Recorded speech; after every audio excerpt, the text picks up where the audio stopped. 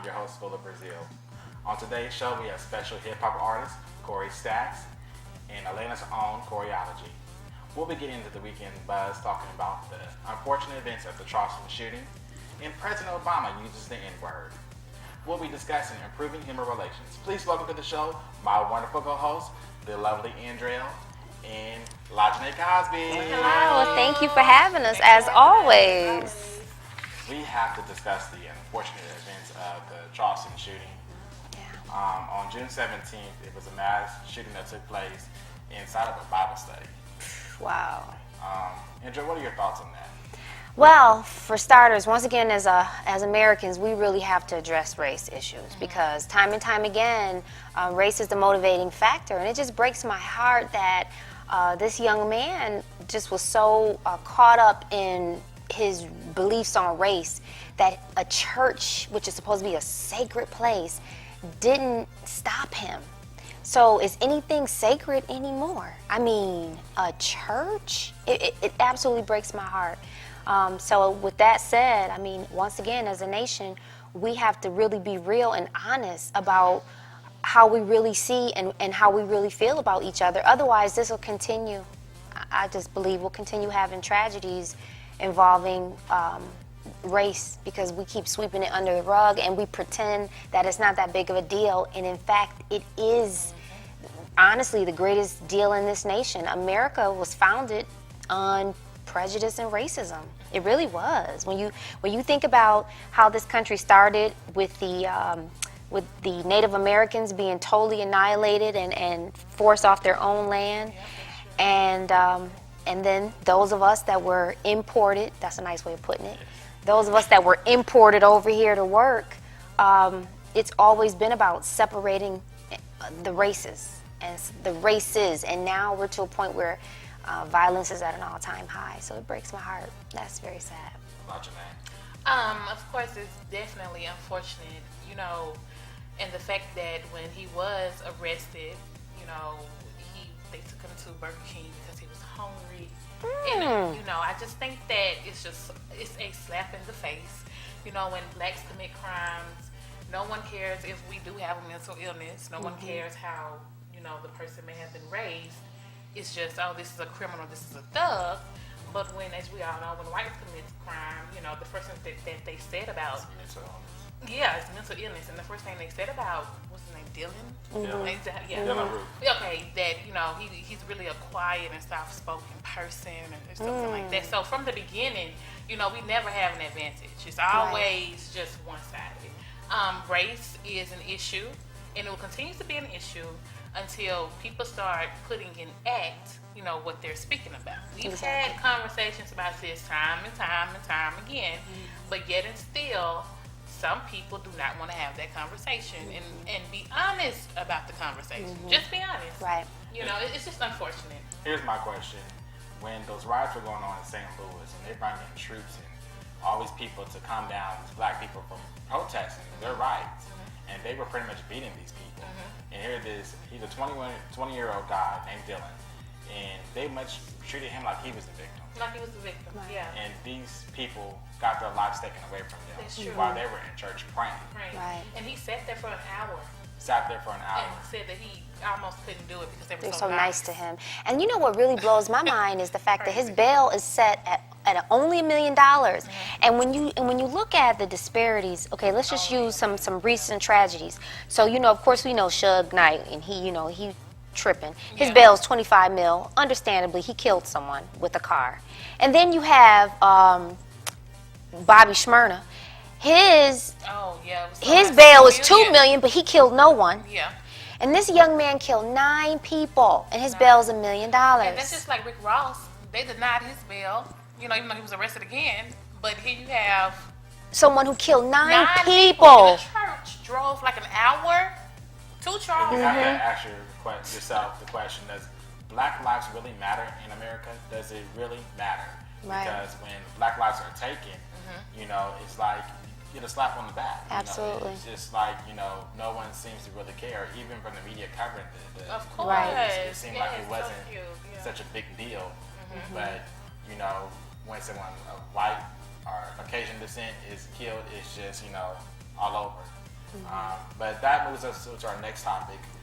President Obama uses the N-word, and it just was a field day of media. Who was it? Oh, the president shouldn't use the N-word. What, You know, if you are stuck on him using the N-word, you completely missed the point. Yes, yes. The racism, as he stated, is not gauged by if you use the N-word or not, or if you say it inside of your home or outside. That does not gauge if racism still exists. Right. I mean, so the people that were harping on that, they are a part of the issue. Right. You know, how many times has he been called the N-word? Exactly. All of a sudden, people care about the N-word. But how many times has he been called the N-word since he's been in presidency? Too many times. And sometimes you have to go there to get your point across. Exactly. That's what they're trying to do. He was being frank and he was being honest, and that's the type of conversations that needs to be that we need to have. We need to have real conversations. Yeah. And in terms of the N-word, I mean, my thing is, it's almost like with someone, I could talk about my mama, but you can't talk about my mama. So, and that's the way I feel about it. Yeah. Honestly, in other words, so again, yeah, they find anything they can to cast him in a negative light, but he did not have malicious intent behind his words. Right. So, but this is America. While we're on the topic of Obama, he's had a winning week. He's done some great things. Not only did he had his healthcare plan has been upheld in the Supreme Court. Woohoo! Let's give President Obama. That's right. That's right. And I think let's just talk about the healthcare plan. I mean, some people were so against it, but to think about the benefit from it, that everybody in America has to have, health insurance. And so I think that's just an amazing thing. Yeah, people complain that you got to pay your healthcare insurance and it's another bill, but think about if you get sick, you can see a doctor. Right. You don't have to think about, I'm not another doctor because I don't have the money. You now have the opportunity to see a doctor and good doctors. You have options. And preventative maintenance. Yes. I mean, healthcare, in other words, we are now a country that is being plagued with illnesses that we've never heard before or dealt with before in history. And so how nice is it to be able to make a visit to your doctor, to be tested regularly, to be checked for certain things? In other words, I would like to know well in advance if I have early stages of cancer. Without health insurance, by the time the symptoms show up, it's probably too far gone. Yeah, I mean, it's too late. Yeah. And so it breaks my heart to know that there are people on Capitol Hill fighting tooth and nail against this. And it's so sad because, of course, a program like that benefits the have-nots. And so, once again, it's another situation where you have the 1% who's holding 90% of the wealth, fighting very hard to hold on to their billions, and so afraid to help the little man when, in fact, this nation was built upon the backs of the little man. And shockingly, a lot of people who don't have health insurance, they don't want it because they don't have to pay the money. But they don't realize the long-term effect, that's going to cause them. Because you may not be sick now, but that doesn't speak of the future. Or you may have something inside of you don't know. You don't even Right. know. And like you said, that 1% holding back the rest of the world, it's unfortunate. It's Very much unfortunate, so. people that need to wake up and just don't think about yourself. Think about the whole entire people that's around you, your neighbors, or people in the next town over. Right. It's a big world out there. Right. And speaking of that, improving human relations. Yes. And Joel, here you had a moment about improving human relations. You want to share? Well, absolutely. One of my most favorite books, and I recommend everyone to read it, is a book by a gentleman by the name of Dale Carnegie. And the book is titled How to Win Friends and Influence People. And the book talks about, it teaches some really great lessons on basically how to be a better person. Like, for an example, so let me just ask a few of you. Let me ask the two of you. How well do you criticize other people? If it's family, I tend to be, I think, a little more critical. Okay. But sometimes, like when you're with your coworkers, I think you try to play it safe because you don't want to hurt people's feelings. Okay, right. I'm very critical. I don't care who it is. Really? I'm just a very honest person. Okay. Well, Dale goes on to talk about your own mistakes first before criticizing. That's a great way of preserving a relationship between someone. So if you make a mistake or something that you've done is not that great, I'm going to open with where I've gone wrong or how I did it bad. You know, in other words, kind of to sort of soften the blow. That's one of the things the book touches on. It also talks about how to call attention to people's mistakes indirectly. In other words, don't put people on the spot. You know, we have become a culture now that we almost glorify the downfalls of other people. You know, reality shows, that's what they're really all about. Even when you go back to the beginning, shows like Survivor and things like that, where people were voted off. It seemed almost as if the focus is on the humiliation of the people that get cast off. Or you're not given a rose in those other shows, or you're not chosen. And so basically, and this book was written in 1948. This is how long ago this book was written. Yeah, that just goes to show you that you know, the human race will always. I mean, it's the exact same elements then and now. Right. That's great. Yeah, Okay. caring about people. Never goes out of Because at the end of the day, if I don't know anything else about you, regardless of your race, your gender, what type of music you like, you are a human being. Yeah, and I think, you know, we relate to people's imperfections more than we do their perfections. And so if I tell you, you know, hey, I used to drink a lot. I'm not a big drinker, but you know, if I say I used to drink a lot too, and I used to get, you know, you're going to be more prone to relate to me and be open to me than if I say, you need to stop drinking. You Exactly. Need to stop Right, of course. Exactly. that, you know, that kind of stuff. Exactly. It's And important to what I say, there's so many Facebook preachers nowadays. Ooh, So many yeah. Facebook preachers. Not even certified, ordained, just Facebook preaching. Haven't even driven past a church, but they have all the all the knowledge, all the juice. yes, They have all the juice. all the juice. I just think it's so important for us to be able to relate to people. As we all know, I mean, your greatest moments come from your darkest moments. I mean, you develop who you are, you hone on in who you are, and you have epiphanies of life and, you know, bettering yourself. So anytime I am critical of someone, I do try to go to a relatable place. Okay. You know, people don't care how much you know, they care how much you care about them. Right. You know right. what I'm saying? So that's, you can, I don't care if it's 2065, that will never go out of style. Absolutely. And you know, and lastly, one of the things that resonated most with me, and I am a firm believer in, is choosing to be kind versus choosing to be right.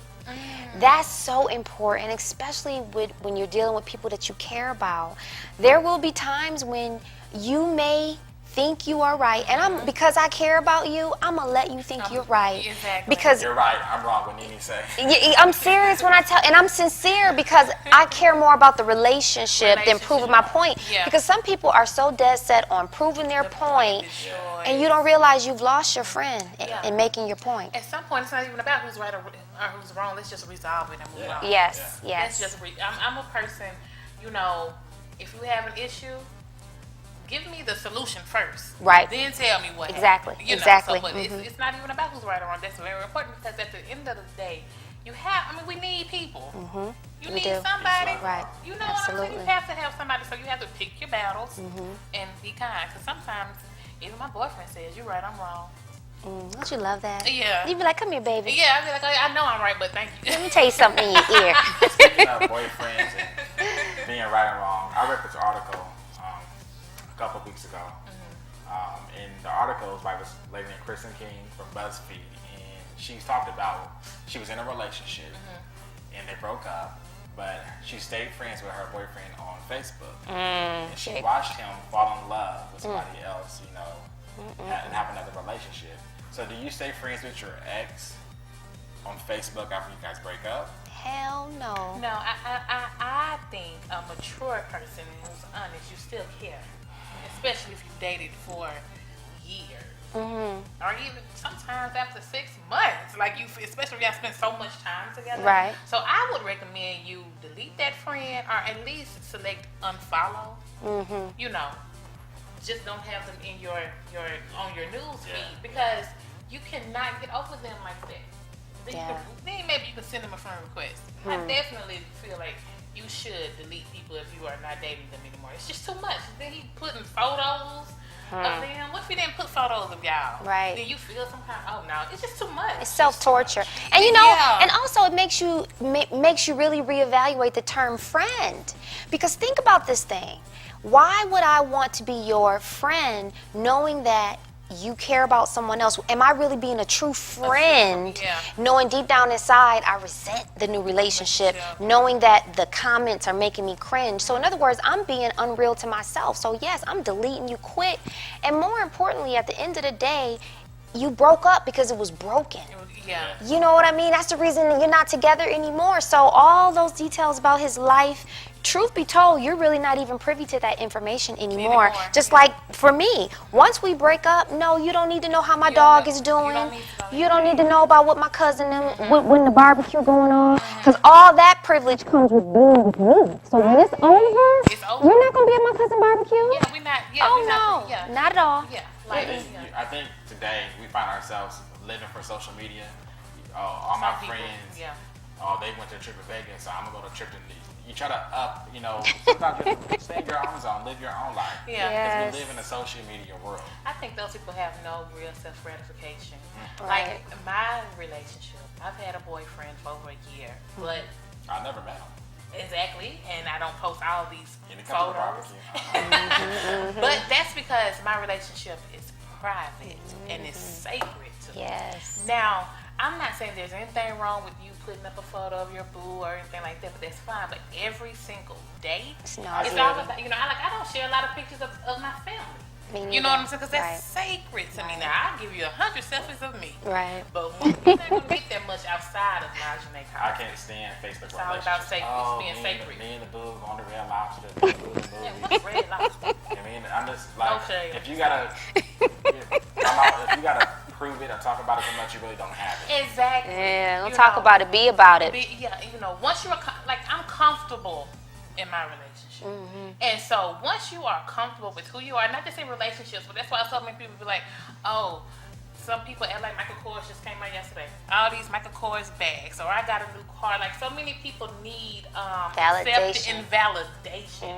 That's why it's so important to have stuff going on in your own life. Right. Have a plan, have stuff going for you, because I don't care what anybody on social media think of me. I mean, it's okay to share certain things, but every single milestone, no, it's all about being sacred. And on top of that, you leave yourself wide open to criticism too. Yes. You know, like in other words, once you start that posting your whole life stuff, then be prepared for the naysayers, the haters. So if you don't have thick skin, don't start something you can't finish. I don't talk about nothing until it comes to pass.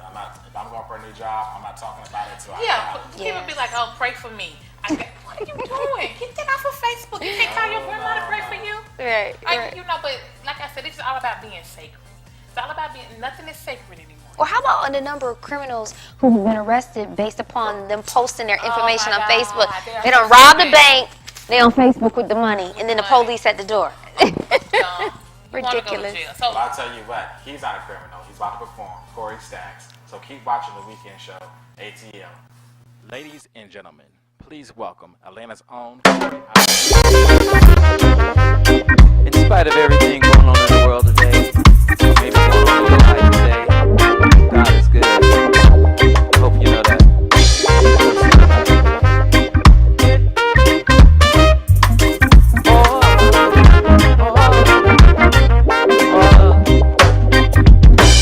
When I'm sad and all alone and can't figure out what is wrong, I fall down on my knees to pray. Lord, help me make it through the day. You tell me how you really love me. Remind me that you're always there. So I lift my hands to give you praise. Once again, you came to save the day. You're good. You're good. Yes, you are. So good. So good. And you've always been Real good. Real good. So good. It's good. Yeah. Hey, the rent is late and my bills due. The money gone and my credit through. You see, I have no food to eat. A day away from being on the street. But I don't worry, cause I know you're on my side, yeah. And you Promised every need you with the light, yeah. I can't imagine where I'd be without your grace, yeah. Day by day you give me strength to run this race. You're good. You're good. Oh yeah. So good. So good. You've been real, real good. Real good. Real good.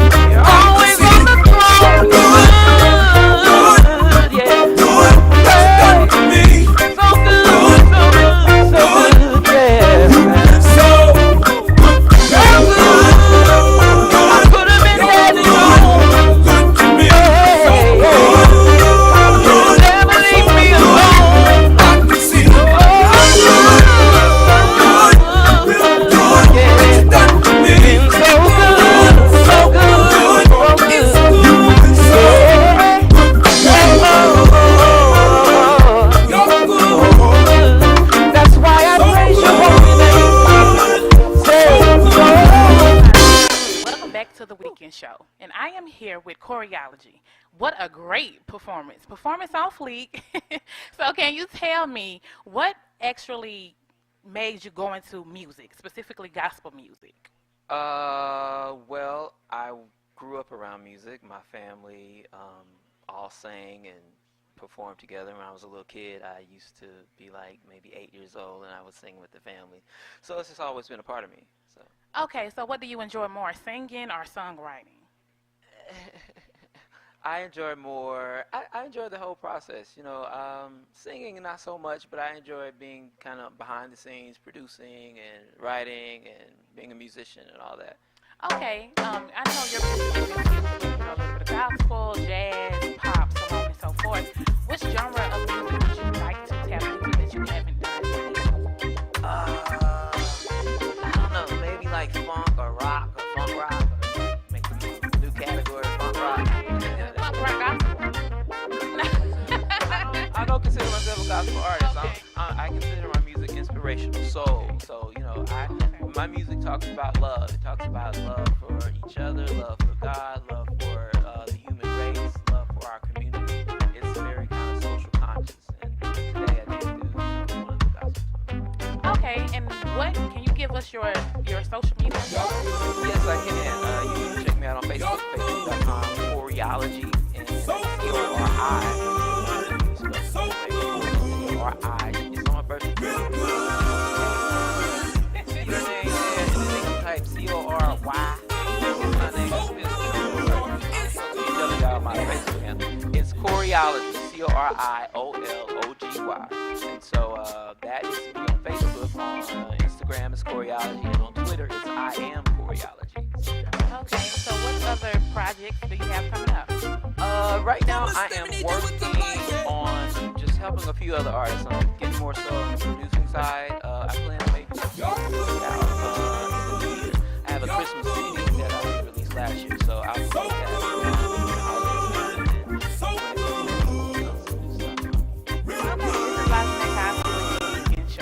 We're back with the weekend show ATL. I'm still here with Andrell and Lajane. Let's get into this lush. There's so much juice. Yeah, so much going on.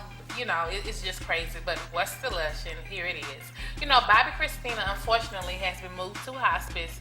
Her condition has not gotten any better. Her family has actually, it's been reported that they rushed to her bedside. Oh, wow. And now reports are stating that Nick Gordon may possibly be charged for murder, impending, her death, because they have some evidence stating that, he had a motive. Some say that Bobbi Khristina, she was planning on breaking up with him. That's what led to the whole fountain in the bathtub type thing. I don't know if this is true or not, but this is just reports that have been said. And even the court-appointed lawyer, there's now a lawsuit against him stating that he, abused her, knocked her teeth out, stole about $11,000 from her since she's been in the hospital. Wow. So it's just really, really, really a lot. The whole situation. It's just sad. Yeah. Yes, that's so sad. Poor Bobby. Yeah. And so, Tamar and K. Michelle, as you all know, they've had a feud since 2012 when K. Michelle, stated that Memphis abused her, took her money from her budget, so on and so forth. And Tamar interjected herself because she's friends with Toya Wright, Right. who's the wife or the estranged wife of Memphis. Right. Well, now the two have ended their feud. Good. They performed at the BET Awards. It was, a good performance. Good. And I'm just glad that these two women were able to come together and actually perform. They're so talented. They are. And they both have strong personalities. And I'm just glad they were able to just. And that goes, sometimes you can't always jump in your friend's battle. Exactly. That's the truth. And there's two sides to every story. When it comes to relationships, it's best to stay quiet because you don't really know what happens behind closed doors. Right, and consequently, Memphis a couple of months ago actually lost the defamation lawsuit that he had against K. Michelle, so that was good. And last but not least, Tammy Roman is pregnant. She announced that she was 6 weeks pregnant. And she's 45, right? Yeah, she's 45. Okay. And she, in the interview, she stated that she really didn't have any complications, getting pregnant. Uh-huh. And at first she didn't want any other children because, her daughters are pretty much grown. They are grown. And but her boyfriend, he's like 30-something years old, Right. Reggie, he has no children. Oh. So the two kind of met in the middle and made a baby. So she was so excited about that. Well, Could you God imagine bless being her. a mother at the age of 25? Not at all. A new mother. God bless her, first of all, because I fall asleep at 9 o'clock. So who's going to watch the baby after I fall asleep? Well, her daughters can be, they're going to be babysitters. Please, So- no, they're in their 20s, girl. They living their life. Kind of sort of say relevant to have a baby story in the news and Right, especially because get she's another show out there. Because she's gonna be on R&B Divas LA. No, Basketball Basketball Wives Well, LA. She's not technically a part of the cast. She's just gonna be like a little extra. But she's gonna get See camera her. time because now she has Yeah. a. Now she get a spin off, so like Yeah, she would get that Cornish girl. That She is said true. someone- It makes sense. It I'll makes have a sense. baby too. There you go. This is What's the- up? Let's do it together. Get it together. This is the weekend show. What's the Lush with Lajanae Cosby? Thanks for watching.